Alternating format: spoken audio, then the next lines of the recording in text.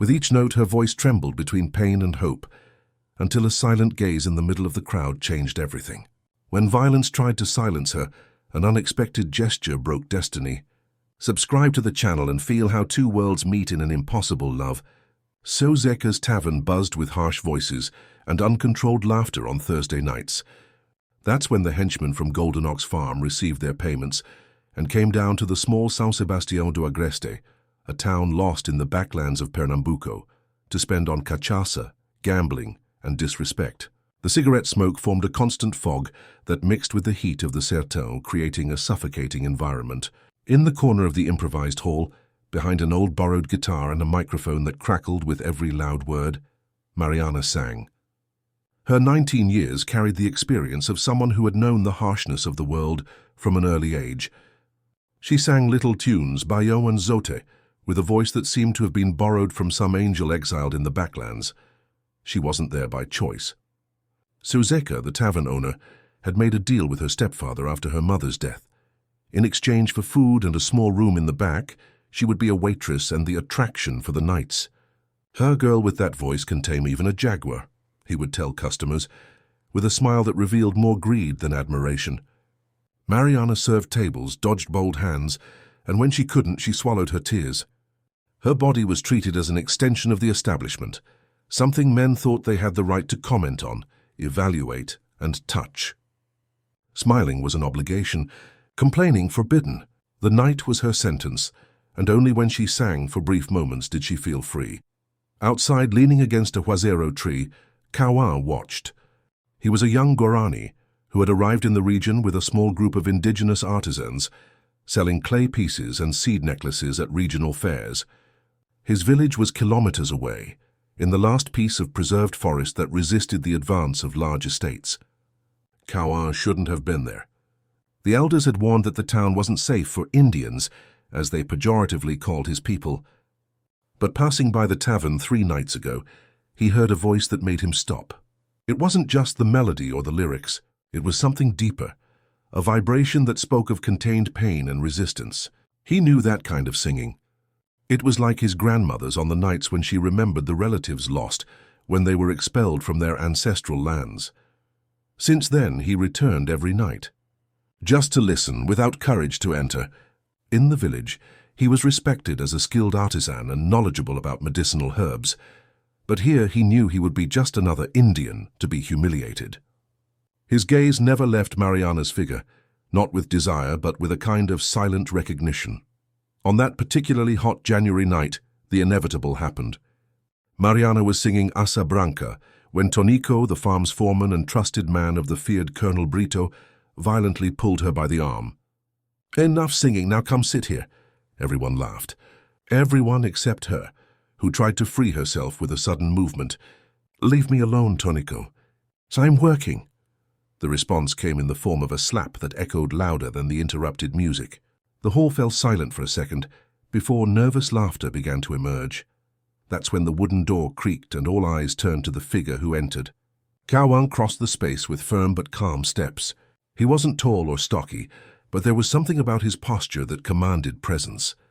His black eyes showed no anger, only ancestral determination. Without saying a word, he positioned himself between Mariana and Tonico. The foreman spat on the ground. "What do you want, Indian? Are you lost?" Laughter filled the environment. Cauã remained motionless. Tonico, irritated by the silence, pushed him in the chest. "Are you deaf? Or besides being an Indian, are you also stupid?" When he tried to push him a second time, Cauã grabbed his wrist in the air. With a precise movement, he twisted the aggressor's arm and forced him to kneel. There was no unnecessary violence, just the exact force to immobilize. The other henchman stood up but hesitated. There was something disconcerting about the young Guarani's calmness. "Move and I'll break it," said Cauã in the first and only phrase he pronounced there. Without releasing Tonico's arm, he extended his free hand to Mariana. She hesitated for only a second before accepting it. Together they walked to the exit. No one dared to stop them. The look Cauã carried was that of someone who had already lost everything once and is not afraid to lose again. At the exact moment they crossed the door, Cauã released Tonico, who fell off balance. The foreman's wounded pride exploded in threats. "You won't get far. The colonel will know about this. This caboclo has a debt with us." But his words were already lost in the night, as Kawa guided Mariana away, toward the shadows of the Caatingas that he knew like the back of his hand. The crescent moon projected elongated silhouettes on the dry ground. For a moment, they seemed like two fugitive spirits cutting through the arid landscape. What Mariana didn't know, as she moved away from the only life she had known, was that that impulsive gesture would take her to a world where her voice would find new meanings. And as the wind of the sertão blew in their faces, carrying away the smell of smoke and cachaça, something silent began to be born between two souls, marked by worlds that insisted on keeping them apart. Mariana walked in silence, her feet unaccustomed to the stones and thorns of the narrow path that cut through the Caatinga. With each step she looked back, as if expecting to see Tonico's men emerging from the darkness. Kawa walked ahead, moving with the familiarity of someone who knows every bush, every curve of the terrain. He didn't look back, but from time to time he slowed down, waiting for her to catch up. "Where are we going?" she finally asked, her voice still trembling. "Juazeiro village," he replied, without stopping walking. "My people." Those were the only words exchanged throughout the night. They walked for hours, crossing the thorny and dry vegetation that gradually gave way to a denser area, where the trees grew closer and taller, announcing the proximity of a river. When the sun began to tint the horizon, Mariana was exhausted, her feet blistered, her entire body aching. They stopped by a small stream, the last that resisted the drought that punished the region. Kawa took a piece of rapadura from the bag he was carrying and offered it to her, along with a gourd of water. He sat a few meters away, respecting her space. Mariana observed the young Guarani for the first time in daylight. He couldn't have been more than 25 years old, his angular face marked by a thin scar that cut through his left eyebrow. His black hair was tied in a low bun, and his arms displayed traditional paintings that were already a bit faded. He wore cotton pants, a simple shirt, and a necklace of red seeds around his neck. He wasn't like the indigenous people she occasionally saw in the city, already dressed like the local inhabitants. There was an intact connection with his roots in him, perceptible in the way he moved, how he observed the environment. "Why did you help me?" she finally asked. Kawa took so long to answer that Mariana thought he hadn't heard. "Your voice," he said at last. "You sing like someone who knows what it is to lose." The simplicity of the answer disconcerted her. In Mariana's world, men only helped when they wanted something in return. She had never met someone who acted out of empathy, out of recognition. After the brief rest, they resumed walking. As they advanced, the landscape subtly changed.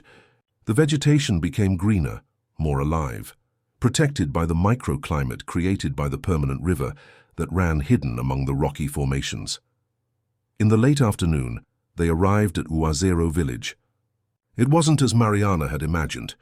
Instead of huts or tents, there were small houses of mud and straw organized in a semicircle around a central yard. Children ran between the constructions, stopping to observe the newcomers with curiosity. Women worked on improvised looms, while men returned from fishing with small nets. Upon seeing them, the entire village seemed to pause. Distrustful looks turned to Mariana, who instinctively moved closer to Kawa.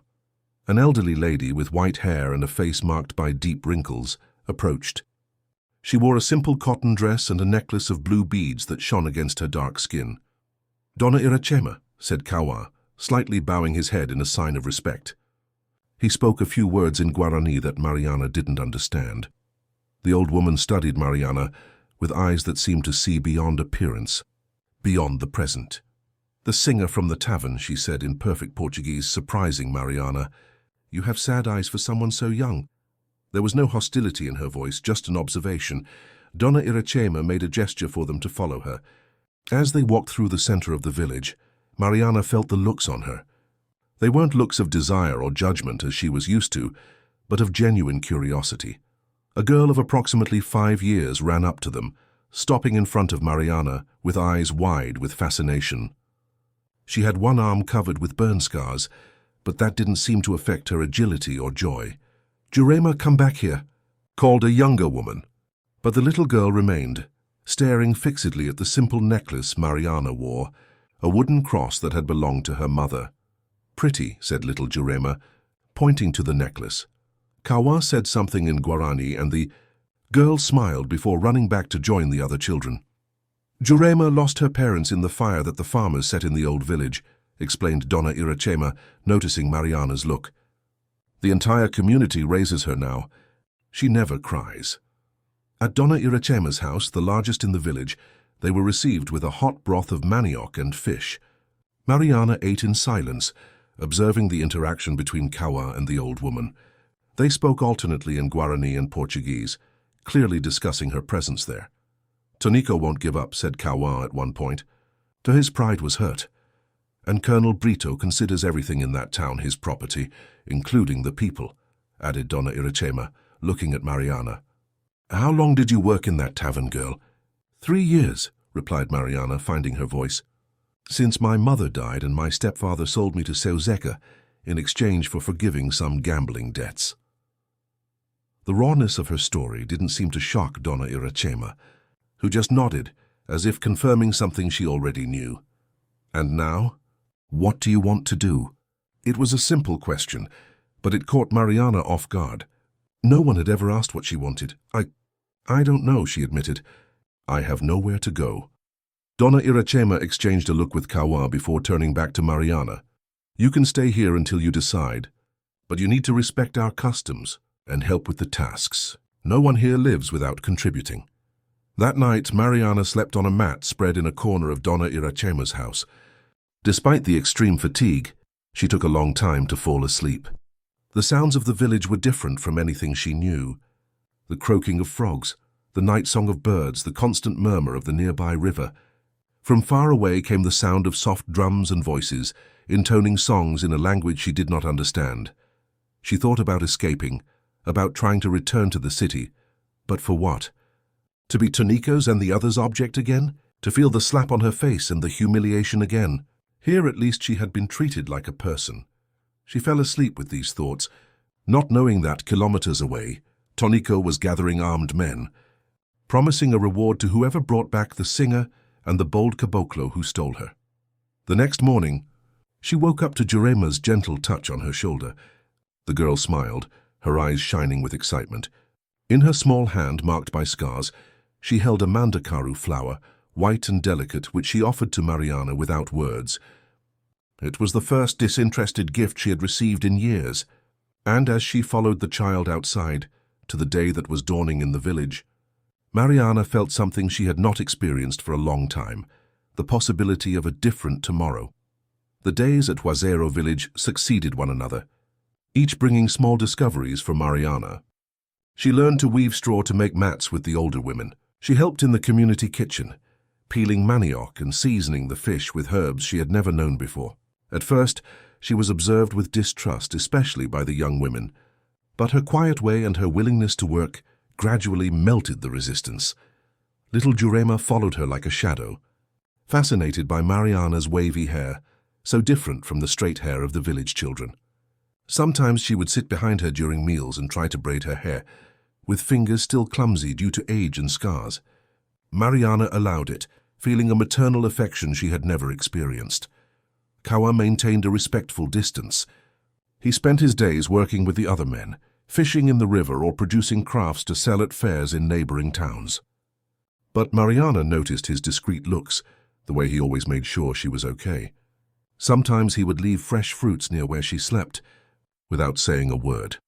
On a particularly hot afternoon, while helping to wash clothes in the river, Mariana heard raised voices coming from the center of the village.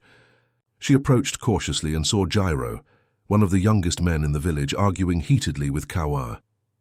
"You brought trouble for all of us," accused Gyro in Portuguese so that everyone would understand. "As if the pressure from farmers for our lands wasn't enough, now we have the colonel's henchmen looking for her." Mariana froze, her heart racing. Kawa remained calm, his arms crossed over his chest. "And what do you suggest, Gyro? That we return her like she's merchandise? It's not our fight. She's not our people." Donna Irachema, who had been observing the discussion in silence, finally intervened. "Sit down, both of you. You're acting like boys." Her tone did not admit contestation. When the men sat down, she continued, Gyro went to the fair in Serena today. He heard that Tonico and his men are looking for you two in every town in the region. They're offering a reward. Mariana felt her blood freeze. She approached closer, making herself noticed. All eyes turned to her. I'll leave, she said firmly, surprising herself. I don't want to bring problems for you. You've already done a lot for me. Donna Irachema studied her with her ancient eyes. And where would you go, girl? Do you think Tonico would leave you in peace just because you returned?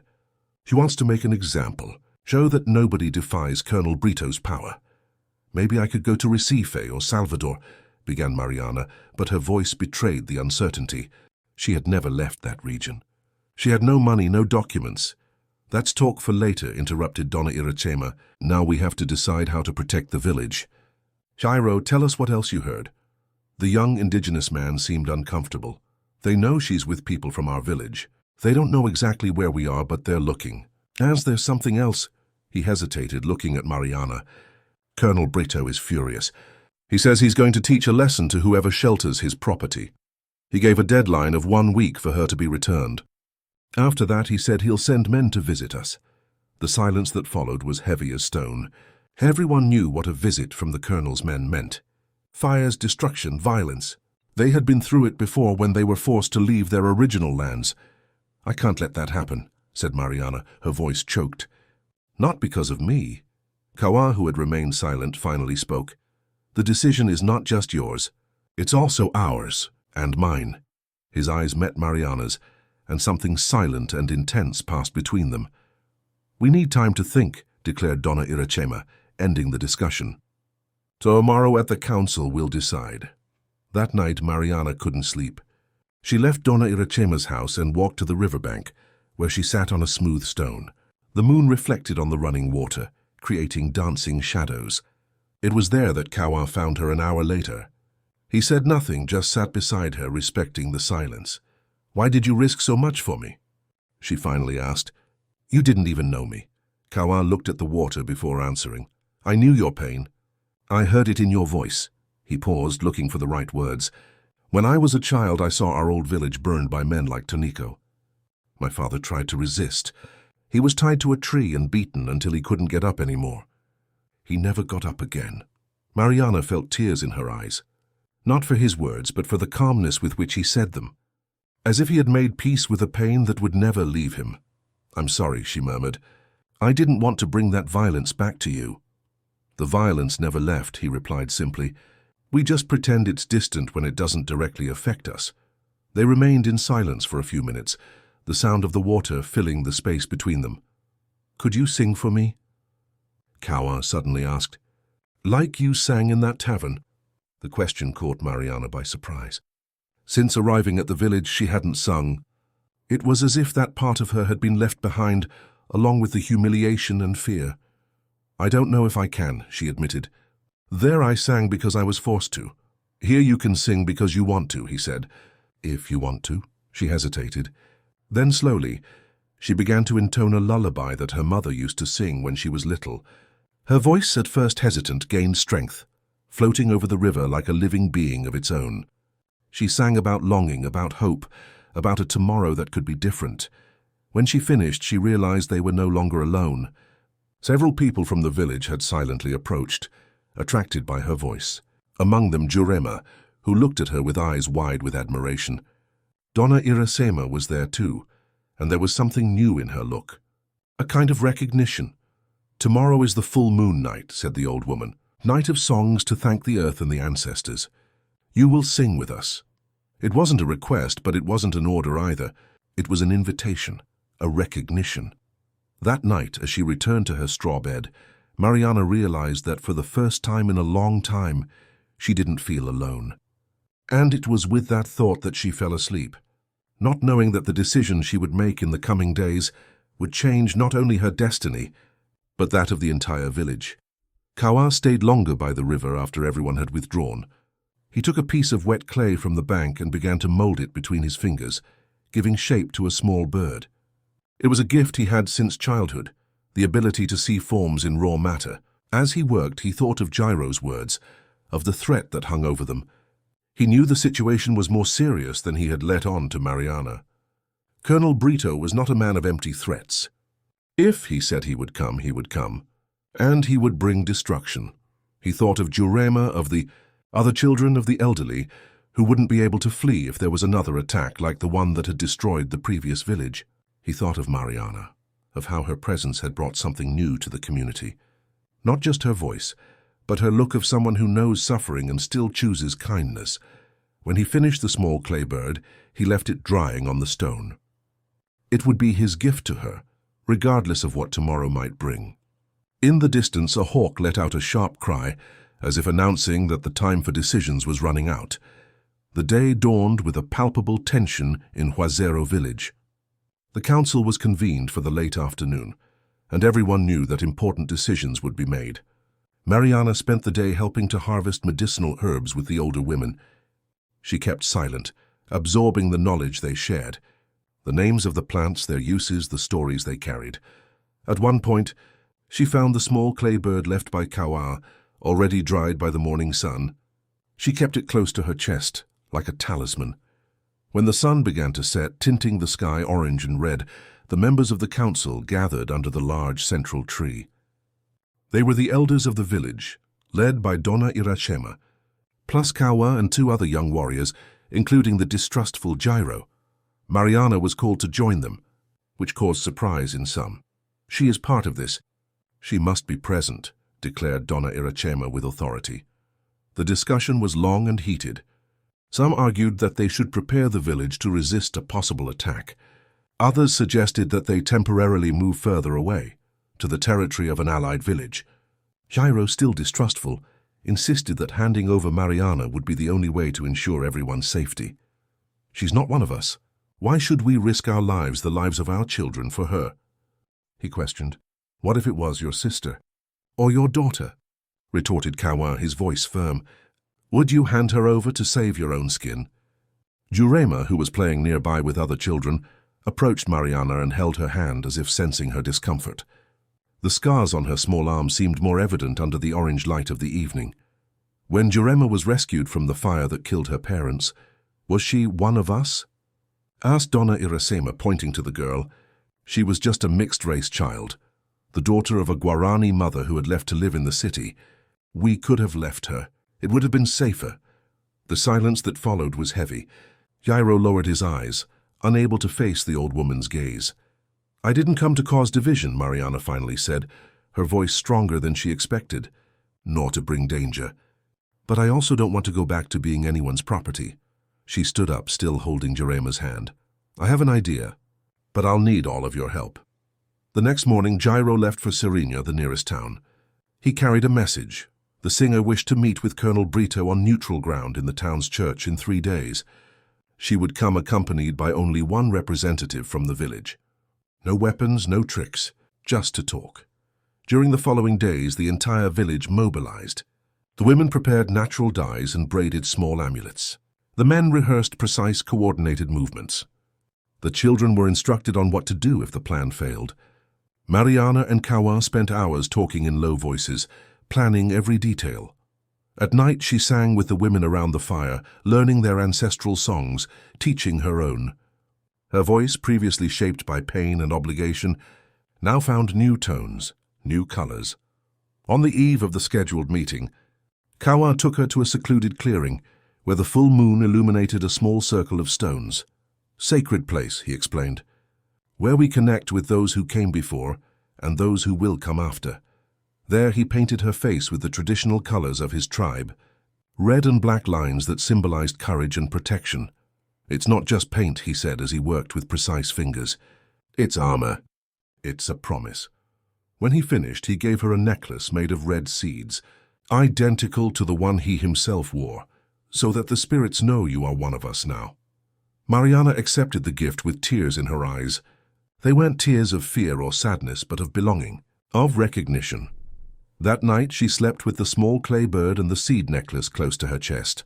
On the morning of the meeting, Mariana and Kawan left for Serena before dawn. She wore a simple dress, but had her face painted with the Guarani symbols. He wore pants and a shirt, like any worker in the region, but kept the seed necklace and discreet paintings on his wrists. They arrived at the small white church when the sun was already high.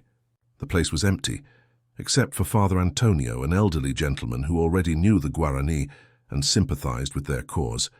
He had agreed to serve as a neutral mediator at the meeting.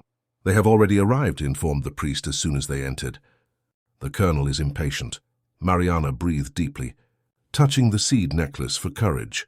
"I'm ready," she said, more to herself than to the others. Colonel Brito was a middle-aged man, with a prominent belly and well-trimmed grey hair. He dressed as if going to a business meeting, not a confrontation. At his side, Tonico displayed a triumphant smile, his eyes scanning Mariana's body with barely disguised greed. "Finally came to your senses, girl," said the colonel, completely ignoring Kawa's presence.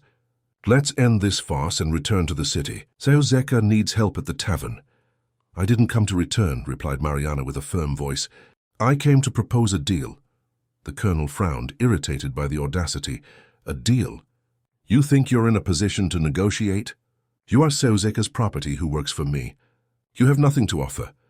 "I have my voice," she said simply. And before anyone could stop her, she began to sing. It wasn't just any song. It was a Guarani lament that Donna Irachema had taught her, a song about loss and rebirth. Her voice filled the small church, reverberating off the stone walls, touching something deep and forgotten in everyone present. As she sang, the doors of the church opened. One by one, the members of Juazeiro village entered. They didn't carry weapons, only traditional musical instruments. They positioned themselves silently behind Mariana, and when she reached the chorus, they joined their voices to hers, creating a harmony that seemed to come from another world. Another time, the colonel stepped back, confused. Tonico put his hand on the weapon he carried hidden, but Father Antonio placed himself between them. "There will be no violence in the house of God," he said with authority. When the song ended, the silence that followed seemed sacred. Mariana took a step forward. "My proposal is simple. Juazeiro village will hold monthly performances here in Serena. Traditional songs, stories, dances. In return, you will leave the village in peace. And me too." Kawa stepped forward, adding, "We know you are interested in attracting tourists to the region. Our performances can be an attraction. A way to show the local culture that you are so proud of in your political speeches." It was a risky move. They were appealing to the colonel's vanity and greed, hoping they would overcome his wounded pride. The old farmer looked from one to the other, evaluating. Father Antonio added his support. "It would be a blessing for the town, Colonel. Think of the visibility, of the visitors it would attract. And all under your sponsorship, of course." The colonel was still hesitating when the church door opened once more. It was Jurema, accompanied by Donna Irachema.